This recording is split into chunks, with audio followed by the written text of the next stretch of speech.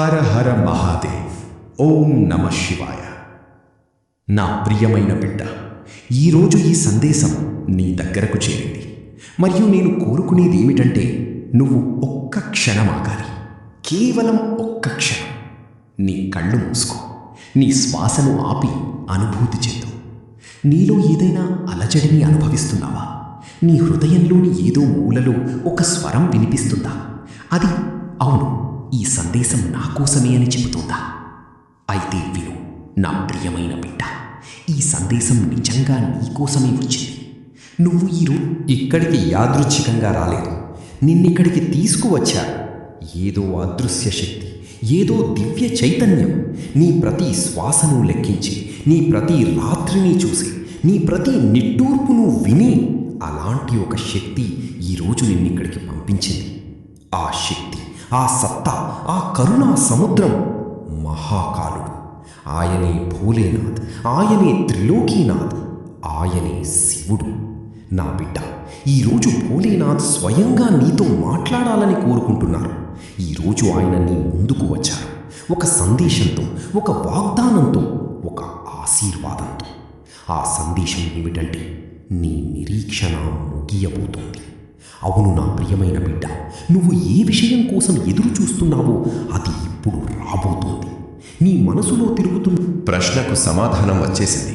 నువ్వు మూసుకుపోయిన తలుపుగా చూస్తున్న ఆ తలుపు ఇప్పుడు తెరచుకోబోతోంది. కానీ ముందుగా నేను నిన్నొక విషయం అడగాలనుకుంటున్నాను. నువ్వు అలసిపోయావా? నీ కళ్ళకు ఇంతకు ముందు వచ్చినట్టుగా నిద్ర రావడం లేదా?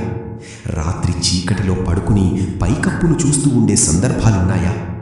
అన్నింటినీ వదిలేసి ఎక్కడికైనా దూరంగా వెళ్ళిపోవాలని అనిపించే క్షణాలు వస్తున్నాయా? ఎవరూ నిన్ను గుర్తించని చోట, ఎవరూ నీపై ఎలాంటి ఆశలు పెట్టుకోని చోట, ఎవరూ నిన్ను ప్రశ్నించని చోట ఉండాలని అనిపిస్తోందా? నీ చుట్టూ నిన్ను అర్థం చేసుకోలేని, నీ బాధను చూడలేని, నీ ముఖంపై కనిపించే చిరునవ్వు వెనుక దాగి ఉన్న బాధను చదవలేని మనుష్యులున్నారా? నీకు అవసరమైనంత డబ్బు నీ దగ్గర లేని పరిస్థితి ఉందా? ఇంట్లో పగలు రాత్రి వెంటాడే ఆందోళనలు ఉన్నాయా? ఏదైనా బంధం ఇప్పటికీ తెగిపోయిందా? లేదా తెగిపోయే అంచున ఉందా? ఏదైనా కళ పదే పదే అసంపూర్ణంగా మిగిలిపోతుందా? వీటిలో ఏ ఒక్క ప్రశ్నకైనా నీ సమాధానం అవును అయితే, నా బిడ్డ, ఈ వీడియో నీకోసమే రూపొందించబడింది. భోలేనాథ్ చెబుతున్నారు, నేను చూస్తున్నాను, నాకు తెలుసు, నేను వస్తున్నాను. కానీ అంతకంటే ముందు నా ప్రియమైన భక్త, ఒక చిన్న విషయం ఉంది.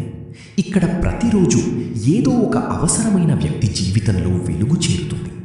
ఇక ఇప్పుడు నేను నీకొక కథ చెబుతాను. నువ్వు ఈరోజు ఉన్న పరిస్థితిలోనే ఒకరోజు ఉన్న ఒక మనిషి కథ ఇది. అతని పేరు రమేష్. ఒక చిన్న పట్టణంలో నివసించే సాధారణ మనిషి. అతని దగ్గర ఒక చిన్న దుకాణం ఉండేది, ఒక చిన్న ఇల్లుండేది, ఒక చిన్న జీవితం ఉండేది. కానీ ఆ చిన్న జీవితంలో అతను పెద్ద పెద్ద కలలు కనేవాడు. ఒకరోజు తన పిల్లలు మంచి పాఠశాలలో చదువుతారని, తన భార్యకు ఎలాంటి కష్టం ఉండదని, తన వృద్ధ తల్లిదండ్రులకు ఏ విషయంలోనూ లోటు ఉండదని అతను అనుకున్నాడు. కానీ జీవితం మనం అనుకున్నట్టుగా ఎప్పుడూ సాగదు. ఒకరోజు రమేష్ దుకాణంలో అగ్ని ప్రమాదం జరిగింది. అంతా కాలిపోయింది. సంవత్సరాలుగా అతను నిర్మించుకున్న ప్రతీదీ ఒక్క రాత్రిలో బూడిదైపోయింది. అతని దగ్గర డబ్బు మిగలలేదు, సరుకు మిగలలేదు. మిగిలింది మాత్రం ఒక విరిగిన హృదయం, క్రమంగా ఆరిపోతున్న ఒక ఆశ మాత్రమే. ఇక ఏమీ జరగదని అతను అనుకున్నాడు. ప్రజలు అతన్ని ఎగతాళి చేశారు. కొందరు ఇదే జరగాల్సి ఉందని అన్నారు. ఎక్కువగా ఆలోచించేవాడివని అన్నారు. ఇప్పుడేం చేస్తావని కొందరు ప్రశ్నించారు. ఎప్పుడూ స్నేహితులుగా పిలువబడిన కొందరు అతని వైపు చూడటం కూడా మానేశారు. రమేష్ ఇంటికి వచ్చాడు. రాత్రి ఒంటరిగా కూర్చున్నాడు. కళ్ళు నీటితో నిండిపోయాయి. నేనేదైనా తప్పు చేశానా? నా కర్మలు ఇలాంటివా? దేవుడు నాపై కోపంగా ఉన్నాడా అని ఆలోచించాడు. అదే రాత్రి అతని మనసులో ఒక స్వరం వినిపించింది. చాలా లోతైన, చాలా ప్రశాంతమైన, చాలా మృదువైన స్వరం. రమేష్, అలసట జీవితంలో ఒక భాగం. కానీ పరీక్షకు ముగింపు కూడా ఖచ్చితంగా ఉంటుంది. నేను నీతో ఉన్నాను. రమేష్ చుట్టూ చూశాడు. ఎవరూ లేరు. కానీ ఆ స్వరం అతని లోపల తన భుజంపై చేయి పెట్టినట్టుగా అతనికి అనిపించింది. ఆ స్వరం శివునిది. నా బిడ్డ, నీకెప్పుడైనా ఇలాంటి అనుభవం కలిగిందా? రాత్రి నిశ్శబ్దంలో అందరూ నిద్రపోయిన తర్వాత నువ్వు ఒంటరిగా ఉన్నప్పుడు ఎప్పుడైనా నీలో నుంచి ఏదైనా స్వరం వినిపించిందా? ఎవరైనా నిన్ను చూస్తున్నట్టుగా, నీతో ఉన్నట్టుగా, నిన్ను రక్షిస్తున్నట్టుగా ఎప్పుడైనా అనిపించిందా? అవునైతే అది భోలేనాథ్ కాదు. అయినా కూడా ఆయన అక్కడే ఉన్నారు. కానీ నువ్వు అంతటి శబ్దంలో ఉండి కాబట్టే ఆయన స్వరాన్ని వినలేకపోయావు. కానీ ఈరోజు ఆయన నువ్వు వినాలని కోరుకుంటున్నారు. ఆయన చెబుతున్నారు, నా బిడ్డ, నీ ప్రశ్నలకు సమాధానం వచ్చేసింది. నీ అదృష్టం మారే సమయం వచ్చింది. నీ మూసుకుపోయిన అదృష్టం ఇప్పుడు తెరుచుకోబోతోంది. ఇది నా వాగ్దానం. రా నా బిడ్డ, మనం ఇంకా కొంచెం లోతుగా వెళ్దాం. నువ్వు భోలేనాథును ఏదైనా కోరుకున్న ఆ రోజు నీకు గుర్తుందా? బహుశా ఆలయానికి వెళ్ళి అడిగావు, బహుశా ఇంట్లోనే కూర్చుని అడిగావు, బహుశా ప్రయాణంలో అడిగావు, బహుశా రాత్రి అడిగావు, బహుశా ఎవరికీ చెప్పకుండా మనసులోనే అడిగావు. ఆ అడుగుతున్న సమయంలో నీ మనసులో ఏముంది? నువ్వు ఏమి కోరుకున్నావు? నీకు దొరకని ఉద్యోగమా? తెగిపోతున్న బంధమా? నీకు అత్యంత సన్నిహితమైన వ్యక్తిని బాధిస్తున్న అనారోగ్యమా? మెడకు ఉరివేసినట్టుగా అనిపిస్తున్న అప్పులా? సంతానం కోసం ఎదురు చూస్తున్నావా? నువ్వు నిర్మించాలనుకున్న ఇల్లా? అది ఏదైనా సరే భోలేనాథ్ విన్నారు. ప్రతి ప్రార్థన, ప్రతి నిట్టూర్పు, ప్రతి కన్నీటి పొట్టు అవన్నీ ఆయన దర్బారుకు చేరాయి. ఈరోజు ఆయన వాటికి సమాధానం ఇవ్వడానికి వచ్చారు. నా బిడ్డ, భోలేనాథ్ గురించి ఒక అద్భుతమైన విషయం తెలుసా? ఆయన ఆలస్యం చేస్తారు కానీ అన్యాయం చేయరు. ఆయన పరీక్షిస్తారు కానీ తన భక్తుణ్ణి ఎప్పుడూ ముంచరు. ఆయన మౌనంగా ఉంటారు కానీ ఎప్పుడూ దూరంగా ఉండరు. ఆయన వచ్చినప్పుడు, ఆయన కృపను కురిపించినప్పుడు అది అంత వేగంగా, అంత విస్తారంగా, అంత అపూర్వమైన రీతిలో వస్తుంది కాబట్టి చూసేవారు ఆశ్చర్యపోతారు. అది నీతో జరగబోతుంది. నేను చూస్తున్నాను, మహాదేవుడు చూస్తున్నారు. నీ జీవితంలో ఏమి జరుగుతుంది?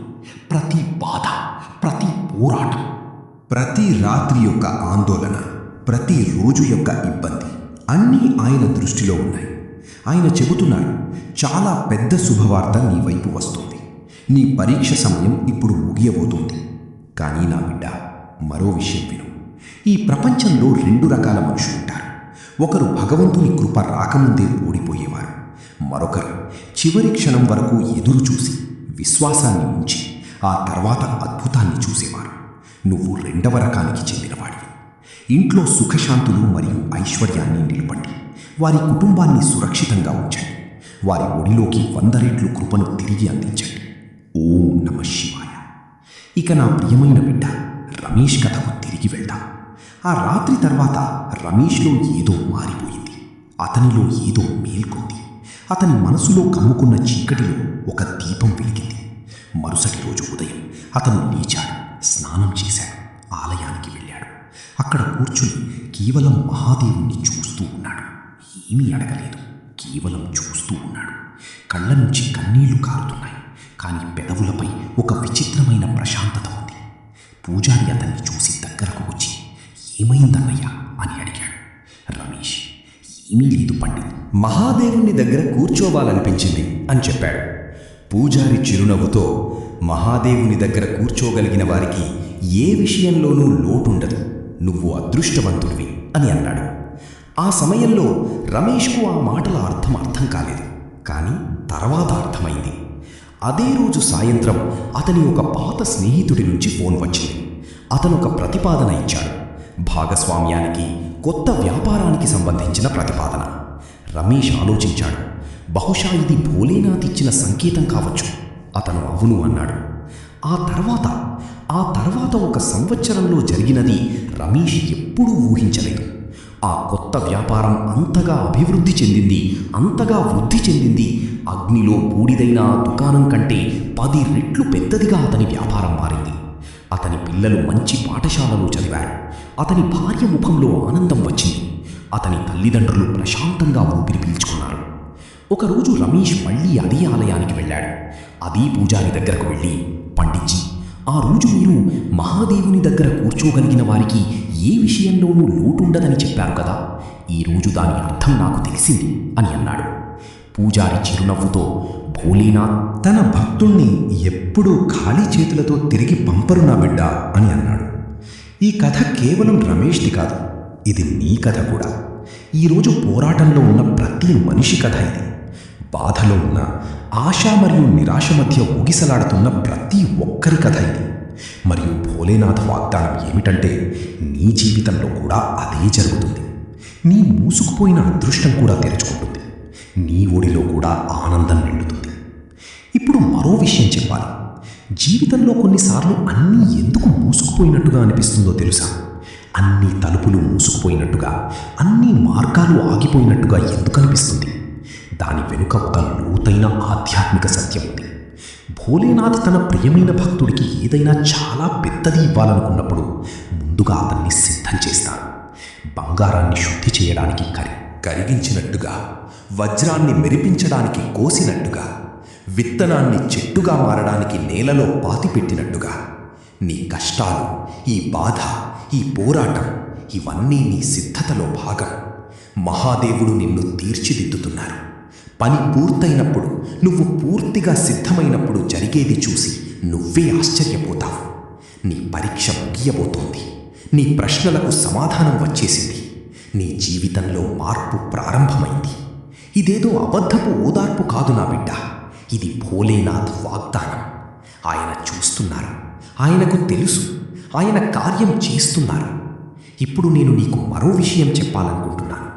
బహుశా నువ్వు ఇంతకుముందు ఈ విధంగా ఎప్పుడూ వినని ఒక విషయం. భోలేనాథ్ను భోలా అని ఎందుకు పిలుస్తారో తెలుసా? ఎందుకంటే ఆయన భోలా, సరళమైన వారు, నిష్కల్మషమైన వారు. ఆయన దర్బార్ అత్యంత సరళమైనది. అక్కడ పెద్ద పెద్ద అర్హతలు అవసరం లేదు, పెద్ద పెద్ద పూజా సామగ్రి అవసరం లేదు, గొప్ప అనుష్ఠానాలు అవసరం లేదు. కేవలం ఒక్క విషయం కావాలి, నిజమైన హృదయం. అది నీ దగ్గర ఉంది. అందుకే భోలేనాథ్ ఈరోజు నిన్ను ఇక్కడికి పిలిచాడు. అందుకే ఈ సందేశం నీకు చేరింది. ఇది యాదృచ్ఛికం కాదు, ఇది ఆయన లీల, ఆయన కృప, ఆయన ప్రేమ. నా బిడ్డ, ఒక్క క్షణం నీ చేతిని నీ హృదయంపై పెట్టుకో. ఆ గుండె చప్పుడిని అనుభవించు. ఆ చప్పుడు, ఆ జీవితం, ఆ శక్తి, ఇవన్నీ భోలేనాథ్ ఇచ్చిన వరం. ఆయన నీకు ఈ జీవితాన్ని ఇచ్చారు. జీవితాన్ని ఇవ్వగలిగిన వారు ఆ జీవితాన్ని మరింత మెరుగ్గా కూడా మార్చగలరు. ఆయన అదే చేయబోతున్నారు. చాలా పెద్ద శుభవార్త నీ తలుపు తట్టబోతుంది. నువ్వు అదృష్టవంతుడివి నా బిడ్డ, నిజంగా అదృష్టవంతుడివి. తెలుసా ఎందుకు? ఒక మనిషి పోరాటంలో ఉన్నప్పటికీ భోలేనాథ్తో అనుబంధాన్ని కొనసాగించినప్పుడు, భక్తిని వదలకుండా ఉన్నప్పుడు, విశ్వాసాన్ని కోల్పోనప్పుడు భోలేనాథ్ అతన్ని ఎంచుకుంటారు. ఆయన అతన్ని తన ప్రత్యేక కృపకు పాత్రుడిగా చేస్తాడు. నువ్వు ఎంపిక చేయబడిన వాడివి. మహాదేవుడు నీ జీవితంలో చాలా పెద్ద మార్పు చేయబోతున్నారు. ఇప్పుడు ఇంకొంచెం లోతుగా వెళ్దాం రా. నీకు మరో కథ చెబుతాను.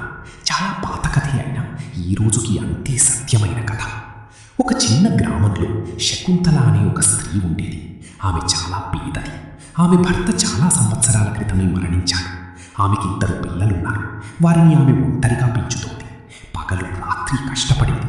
ఇతరుల ఇళ్లల్లో పనిచేసేది. ఎప్పుడో ఎవరి ఇంట్లో పాత్రలు తోమేది. ఎప్పుడో ఎవరి ఇంట్లో బట్టలు ఉతికేది. కానీ ఆమె ఎప్పుడూ వదలని ఒక విషయం ఉండేది. ప్రతి ఉదయం ఎంత అలసిపోయినా, ఎంత పని ఉన్నా ఆమె లేచి భోలేనాథ్ను పూజించేది. ఆమె ఇంట్లో ఒక చిన్న శివలింగం ఉండేది. దానిపై ఒక చెంబు నీళ్లు పోసేది, ఒక పువ్వు ఉంచేది. ఆ తర్వాత కూర్చునేది. ఆమె ఎప్పుడూ ఎక్కువగా ఏమీ అడిగేది కాదు. కేవలం భోలేనాథ్, నా పిల్లలను చూసుకోండి, వాళ్లను ఆకలితో ఉంచవద్దు అని మాత్రమే చెప్పేది. ఒకరోజు ఆమె గ్రామానికి ఒక పెద్ద షేట్ ఏదో పని మీద వచ్చాడు. అతను ఆ రాత్రి అక్కడే బస చేశాడు. శకుంతల ఇంటి పక్కనే అతను బస చేశాడు. రాత్రి అతనికి దాహం వేసింది. అతను లేచి నీళ్లు తీసుకోవడానికి బయటకు వచ్చాడు. శకుంతల ఇంటి తలుపు తెరచి ఉంది. వారు అర్ధరాత్రి సమయంలో కూడా ఆమె మేల్కొని పూజ చేస్తూ చూశారు. షేట్ అక్కడే ఆగిపోయారు. ఆమెను చూస్తూనే ఉన్నారు. శకుంతల కళ్ళలో ఆయన తన జీవితంలో చాలా అరుదుగా చూసినంతటి భక్తి కనిపించింది. మరుసటి రోజు ఆ షేట్ శకుంతల దగ్గరకు వచ్చారు. ఆయన, అమ్మా, నాకొక నిజాయితీ గల వ్యక్తి కావాలి. నా గోదాము లెక్కలు చూసే వ్యక్తి కావాలి. నీ పెద్ద కొడుకు ఈ పని చెయ్యగలడా అని అడిగారు. శకుంతల చేతులు జోడించింది. చిన్న ఉద్యోగం కోసం ఇంటింటికి తిరుగుతున్న తన కొడుకుకు ఆ రోజు అంత పెద్ద బాధ్యత లభించింది. శకుంతల ఆలయానికి వెళ్ళి కన్నీళ్లు పెట్టుకుంది. ఏడుస్తూ, భోలేనాథ్, నువ్వు నా ప్రార్థన విన్నావు అని చెప్పింది. అప్పుడు భోలేనాథ్, శకుంతల, నేను ఎప్పటి నుంచో వింటూనే ఉన్నాను, కేవలం సరైన సమయం కోసం ఎదురు చూస్తున్నాను అని అన్నారు. నా బిడ్డ, ఈ శకుంతల నువ్వే, ఈ రమేష్ నువ్వే. ఈరోజు కష్టాల్లో ఉన్నప్పటికీ భోలేనాథ్పై నమ్మకం ఉంచే ప్రతి మనిషి నువ్వే. మరియు భోలేనాథ్ వాగ్దానం ఏమిటంటే, నేను నిన్ను ఖాళీ చేతులతో తిరిగి పంపను. ఇప్పుడు మరికొంత విను. ఈ సమయంలో నీ జీవితంలో ఏది జరుగుతున్నా, అది ఆర్థిక సంక్షోభం కావచ్చు, ఆరోగ్యం గురించి ఆందోళన కావచ్చు, కుటుంబంలో ఏదైనా ఉద్రిక్తత కావచ్చు, ఏదైనా బంధంలో చీలిక కావచ్చు, ఏదైనా పనిలో అడ్డంకి కావచ్చు, భోలేనాథ్ దాన్ని చూస్తున్నారు. ఆయన చెబుతున్నారు, బిడ్డ, ఇంకొంచెం, కేవలం ఇంకొంచెం. నేను నీ కోసం తీసుకువస్తున్న దానికి నీ జీవితంలో కొంచెం మరింత స్థలం ఏర్పడుతోంది. భోలేనాథ్ ఏదైనా ఇవ్వడానికి ముందు స్థలాన్ని సిద్ధం చేసినప్పుడు ఇలాగే అనిపిస్తుంది. అన్నీ ఆగిపోయినట్టుగా, అన్నీ మూసుకుపోయినట్టుగా అనిపిస్తుంది. కానీ ఇది ఆగిపోవడం కాదు, ఇది సిద్ధత. నీ అదృష్టం మారే సమయం వచ్చేసింది. ఈరోజు, ఈ క్షణంలో, ఈ సమయం నీ జీవితంలోని పేజీలు తిరగడం ప్రారంభమవుతున్నాయి. తెరచుకోబోయే కొత్త పేజీ అంత అందంగా ఉంటుంది. నువ్వు దానిని చూస్తూ ఉండిపోతావు. నా బిడ్డ, నువ్వు ఒక పని చేయాలని నేను కోరుకుంటున్నాను. ఇప్పుడే, ఈ క్షణంలో నీ మనసులో భోలేనాథ్తో ఇలా చెప్పు, మహాదేవా, నేను నిన్ను నమ్ముతున్నాను. నాకు ఏమి కావాలో నీకు తెలుసు. నేను అన్నింటినీ నీకే వదిలేస్తున్నాను. అంతే, కేవలం అంతే. ఇది గొప్ప ప్రార్థన. నువ్వు ఇలా చెప్పినప్పుడు, ఈ విశ్వాసాన్ని వ్యక్తం చేసినప్పుడు, ఈ సమర్పణ చేసినప్పుడు, విశ్వంలో ఏదో కదులుతుంది, ఏదో మారుతుంది, ఏదో నీ వైపు రావడం ప్రారంభమవుతుంది. నీ జీవితంలోకి ఒక గొప్ప శుభవార్త వస్తుంది. ఇప్పుడు నా బిడ్డ, ఈ ప్రయాణంలో 7 నిమిషాలు పూర్తయ్యాయి. మళ్ళీ ఒక విషయం చెప్పాలనుకుంటున్నాను. అన్నదానంలో ప్రేమతో సహాయం చేసే భక్తుడి ఇంటి ఒడిని భోలేనాథ్ ఎప్పుడూ ఖాళీగా ఉంచరు. ఓ మహాదేవా, ఈ పవిత్ర కార్యానికి ఇప్పుడు సహాయం చేస్తున్న ప్రతి భక్తుడి ఇంట్లో సుఖం, శాంతి, ఐశ్వర్యం నిలిచి ఉండేలా చేయండి. వారి కుటుంబాన్ని సురక్షితంగా ఉంచండి. వారి ఆగిపోయిన పనులను పూర్తి చేయండి. వారి ఇంట్లో ఆనందం మరియు సమృద్ధి నివసించేలా చేయండి. వారికి ఎప్పుడూ ధనం, అన్నం మరియు గౌరవానికి లోటు రాకుండా చేయండి. ఓం నమః శివాయ. ఇక ఇప్పుడు ముందుకు సాగుదాం. నా బిడ్డ, శివునికి ఒక పేరు ఆశుతోష్ అని నీకు తెలుసా? దాని అర్థం త్వరగా ప్రసన్నమయ్యేవారు, త్వరగా సంతోషించేవారు. ఆయనను ప్రసన్నం చేసుకోవడానికి చాలా చేయాల్సిన అవసరం లేదు. శివుని ఏ రూపాన్నైనా పూజించు, బిల్వపత్రం సమర్పించు, నీరు సమర్పించు, ధూపం వెలిగించు. ఆయన ప్రసన్నమవుతారు, ఆయన ఆశీర్వదిస్తారు. ఎందుకంటే ఎవరైనా నిజమైన మనసుతో తన దగ్గరకు వచ్చినప్పుడు వారు ఇప్పటికే ఎంతో తీసుకువచ్చారని ఆయనకు తెలుసు. భక్తిని తీసుకువచ్చారు, విశ్వాసాన్ని తీసుకువచ్చారు. నువ్వు కూడా ఈరోజు అదే తీసుకుని వచ్చావు. అందుకే ఈరోజు భోలేనాథ్ నీపై ప్రసన్నంగా ఉన్నారు. భోలేనాథ్ ప్రసన్నమైనప్పుడు ఏమి జరుగుతుంది? అసాధ్యంగా అనిపించినది సాధ్యమవుతుంది. మూసుకుపోయినది తెరుచుకుంటుంది. విరిగిపోయినది మళ్ళీ కలుస్తుంది. పోయినది తిరిగి వస్తుంది. ఎండిపోయినది పచ్చగా మారుతుంది. చీకటిగా ఉన్నది వెలుగుతో నిండుతుంది. ఇదే మీ జీవితంలో జరగబోతుంది. చాలా త్వరలో చాలా పెద్ద శుభవార్త రాబోతుంది. నీ ప్రశ్నలకు సమాధానం వచ్చేసింది. నువ్వు ఒంటరివి కాదు, మహాదేవుడు నీతో ఉన్నారు. నీ జీవితంలో చాలా పెద్ద మార్పు జరగబోతోంది. ఈ మార్పు అంత పెద్దదిగా ఉంటుంది, అంత అకస్మాత్తుగా ఉంటుంది, అంత అందంగా ఉంటుంది. నువ్వు కేవలం చిరునవ్వుతో ఆకాశం వైపు చూసి ధన్యవాదాలు మహాదేవా అని చెబుతావు. ఇప్పుడు మరో కథ. ఒక పట్టణంలో కార్తిక్ అనే ఒక యువకుడు ఉండేవాడు. చదువుకున్నవాడు, తెలివైనవాడు, కష్టపడి పనిచేసేవాడు. కానీ ఏ ఉద్యోగంలోనూ నిలబడలేకపోయేవాడు. ఎక్కడికి వెళ్ళినా ఏదో ఒక సమస్య జరిగి తిరిగి రావాల్సి వచ్చేది. అతని కుటుంబం కూడా ఆశలు వదిలేసేది. తల్లి ఏడ్చేది, తండ్రి మౌనంగా ఉండేవాడు. అన్నదమ్ములు అక్క చెల్లెళ్ళు ఏమీ చెప్పకపోయినా వారి చూపులు చాలా విషయాలు చెప్పేవి. కార్తీక్ రాత్రిళ్ళు ఇంటి పైకప్పు పైకి వెళ్ళి నక్షత్రాలను చూస్తూ నేను ఏ తప్పు చేశాను, నేను ఎందుకు విఫలమవుతున్నాను అని ఆలోచించేవాడు. ఒకరోజు అతను ఒక శివాలయానికి వెళ్ళాడు. భోలేనాథ్ ముందు కూర్చున్నాడు. ఏమీ మాట్లాడలేదు, కేవలం కూర్చున్నాడు. గంటల తరబడి కూర్చున్నాడు. బయటకు వచ్చినప్పుడు అతని మనసులో ఒక ప్రశాంతత ఉంది. ఇంతకు ముందు ఎప్పుడూ అనుభవించని ఒక విచిత్రమైన ప్రశాంతత. అదే రోజు సాయంత్రం అతని పాత గురువు నుంచి ఒక సందేశం వచ్చింది. ఆయన, కార్తీక్, నీ గురించి నేను నా స్నేహితుడితో మాట్లాడాను. అతను ఒక కొత్త సంస్థను ప్రారంభిస్తున్నారు. నిజాయితీగా కష్టపడి పనిచేసి ఒక వ్యక్తి వారికి కావాలి. నువ్వు అతన్ని కలుస్తావా అని అడిగారు. కార్తీక్ అతన్ని కలిశాడు. ఆ కలయిక అతని జీవితంలోని అతిపెద్ద పరిచయంగా మారింది.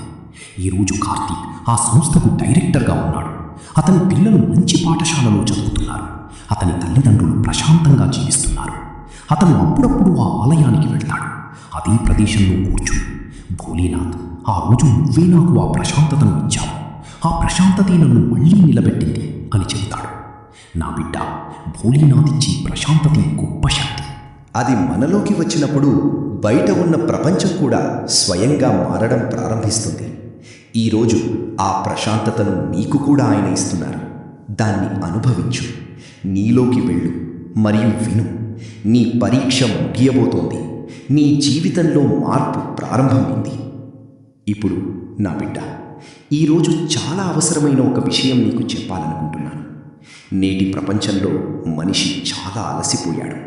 ప్రతి వైపు నుంచి ఒత్తిడి ఉంది. పని ఒత్తిడి, ఇంటి ఒత్తిడి, సమాజం ఒత్తిడి, డబ్బు ఒత్తిడి, సంబంధాల ఒత్తిడి. ఈ అన్నింటి మధ్య మనిషి తనను తాను కోల్పోతున్నాడు. నువ్వు కూడా ఇదే అనుభవిస్తూ ఉండవచ్చు. చివరిసారిగా నిజంగా ఎప్పుడు నవ్వావో కూడా నీకు గుర్తుండకపోవచ్చు. చివరిసారిగా హృదయపూర్వకంగా ఎప్పుడు చిరునవ్వు చిందించావో గుర్తుండకపోవచ్చు. ఎలాంటి ఆందోళన లేకుండా చివరిసారిగా ఎప్పుడు నిద్రపోయావో కూడా గుర్తుండకపోవచ్చు. కానీ నా బిడ్డ, ఈ జీవితం నీది. ఇది అందంగా ఉండాలి. ఇది అందంగా మారబోతుంది. భోలేనాథ్ చెబుతున్నారు, బిడ్డ, నువ్వు అలసిపోయి ఉండటాన్ని నేను చూస్తున్నాను. నాకు తెలుసు, నీ ప్రతి బాధ నాకు తెలుసు. కానీ ఇక చాలు. నీ పరీక్ష సమయం ముగియబోతోంది. ఇప్పుడు నీ జీవితంలో నువ్వు ఎప్పటికీ మర్చిపోలేని ఆనందాన్ని తీసుకురాబోతున్నాను. ఇది విన్నప్పుడు నీకు ఏమనిపించింది? నీలో ఏదైనా కదిలిందా? నీ కళ్ళు తడిసాయా? నీ హృదయంలో ఏదైనా కరిగినట్టుగా అనిపించిందా? అవునైతే ఇదే భోలేనాథ్ స్పర్శ. ఆయన నీకు అనుభూతవుతున్నారు. ఆయన నీతో అనుసంధానమవుతున్నారు. ఆయన నీ జీవితంలో కార్యం చేస్తున్నారు. చాలా త్వరలో దాని ఫలితం కనిపిస్తుంది. చాలా పెద్ద శుభవార్త వస్తోంది. నీ అదృష్టం మారబోతోంది. నువ్వు అదృష్టవంతుడు. ఇప్పుడు మరో క్షణం ఆగు. 12 నిమిషాలవుతున్నాయి. ఈ ప్రయాణంలో జరుగుతున్న అన్నదానం అనే పవిత్ర కార్యంలోకి మళ్ళీ నిన్ను ఆహ్వానిస్తున్నాను. నువ్వు ఎంత నిజమైన మనసుతో సహాయం చేస్తావో ప్రభువు నీకు అంతకంటే ఎన్నో రెట్లు తిరిగి ఇస్తాడు. ఓ భోలేనాథ్, ఇప్పుడు భక్తితో సమర్పిస్తున్న ప్రతి భక్తుడి ప్రతి కోరికను నెరవేర్చండి. వారి జీవితంలోని దుఃఖాన్ని మరియు లోటును తొలగించండి. వారి ఇంటికి సమృద్ధిని మరియు శాంతిని పంపండి. ఓం నమ శివాయ, ఓం నమ శివాయ, ఓం నమ శివాయ. నా బిడ్డ, ఇప్పుడు ఒక లోతైన రహస్యం గురించి మాట్లాడుకుందాం. శివుణ్ణి మహాకాళ్ అని ఎందుకు పిలుస్తారో నీకు తెలుసా? మహాకాళ్ అంటే కాలానికే కాలం, సమయానికి కూడా అధిపతి. దాని అర్థం సమయం ఆయన చేతుల్లో ఉంది. గతం, వర్తమానం, భవిష్యత్తు ఈ 3 కూడా ఆయన నియంత్రణలో ఉన్నాయి. కాలానికి అధిపతి నీతో ఉన్నప్పుడు నీ సమయం ఎలా చెడుగా ఉండగలదు? నీ సమయం మారబోతుంది. ఈ మార్పు అంత పెద్దది, అంత విస్తృతమైనది, అంత అద్భుతమైనది అవుతుంది. ఇది నిజంగా జరుగుతుందా అని నువ్వు ఆలోచిస్తావు. అవును, నిజంగానే జరుగుతుంది. ఎందుకంటే మహాకాళ్ నీ జీవితంలో కార్యం చేస్తున్నారు. ఎందుకంటే నీ ప్రశ్నలకు సమాధానం వచ్చేసింది. ఎందుకంటే మీ మూసుకుపోయిన అదృష్టం తెరుచుకోబోతుంది. మరియు భోలేనాథ్ తన భక్తుల్ని ఎప్పుడూ ఖాళీ చేతులతో తిరిగి పంపరు. ఇప్పుడు మరో దృశ్యం. ఒక తల్లి ఉండేది. ఆమె కొడుకుకు వివాహం జరగడం లేదు. ఎన్నో ప్రయత్నాలు జరిగాయి. అనేక చోట్ల సంబంధాలు మాట్లాడారు. ఎన్నోసార్లు ఆశ కలిగింది. మళ్ళీ ఆ ఆశ ఆరిపోయింది. తల్లి చాలా బాధపడేది. రాత్రిళ్ళు ఏడ్చేది. భోలేనాథును ప్రార్థించేది. కానీ ఒకరోజు ఆమె ఇలా ఆలోచించింది. భోలేనాథ్కు తెలుసు, ఆయన ఏది చేసినా అది సరైనదే అవుతుంది. నేను ఆయనను నమ్ముతున్నాను. తన బాధను భోలేనాథ్కు అప్పగించింది. అదే నెలలో ఒక కుటుంబం వచ్చింది. ఆ కుటుంబం పూర్తిగా సరైనది. ఆ సంబంధం అంత మంచిగా కుదిరింది. ఆ తల్లి కళ్ళ నుంచి ఆనంద బాష్పాలొచ్చాయి. వివాహం జరిగింది. ఇంట్లో సంతోషాలొచ్చాయి. ధన్యవాదాలు. హరహర మహాదేవ్.